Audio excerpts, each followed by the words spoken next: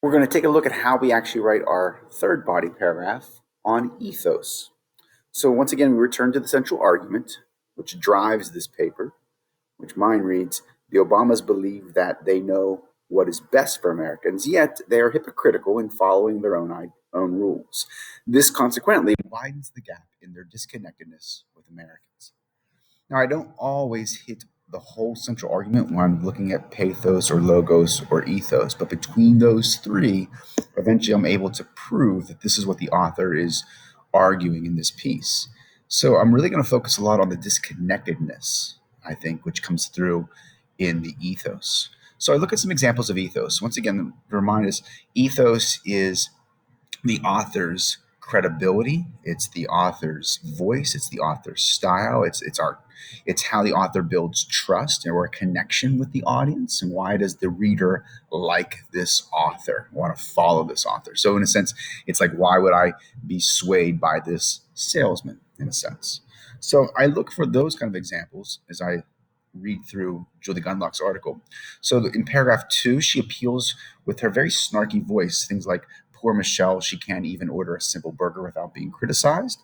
In paragraph 7, she again employs a very snarky voice, calling her the mom in chief. In paragraph 5, she kind of aligns herself with the reader. She says, Michelle certainly has the right to have whatever she wants for lunch. I'm sure she knows whether she can afford the calories to indulge occasionally.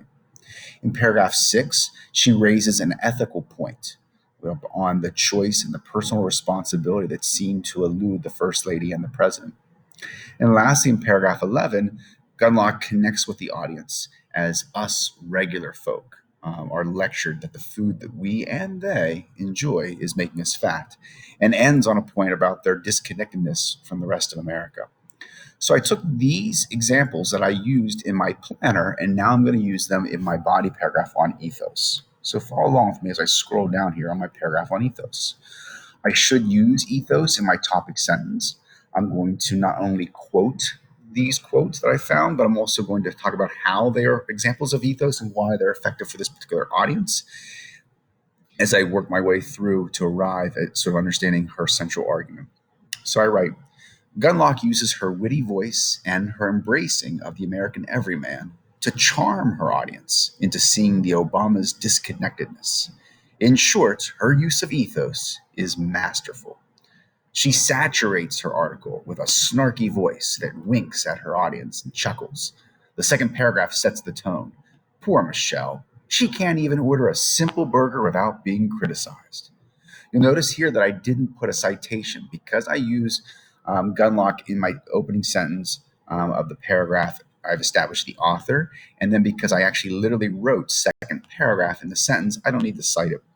I continue. Not only does she evoke a pathetic pity for the First Lady, but she also effectively understates a classic American staple, the cheeseburger, as simple and unworthy of ever being criticized. Yet, here it is at the center of the controversy, to which Gunlock seems to ask, who died and made you mom in chief?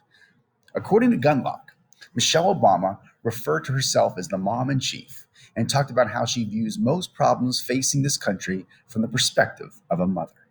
As far as her use of ethos, she asks her readers to join in her questioning if American adults need another mother looking over their shoulders.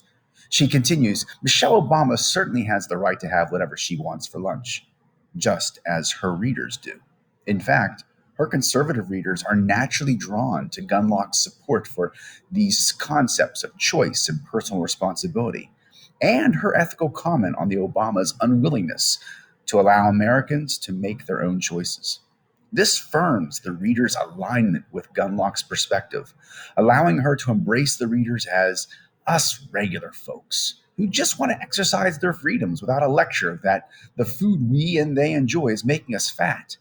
As the Obamas grow more disconnected from the regular folks, the conservative audience grows closer to itself.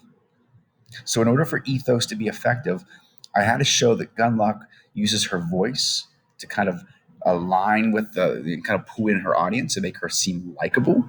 And then I want to show how Gunlock is not different from the audience. She's right there with them, and she kind of It just makes them feel comfortable with her and say, you know what, trust me on this. And all of a sudden, we as an audience say, yeah, you're right. I do trust you on this.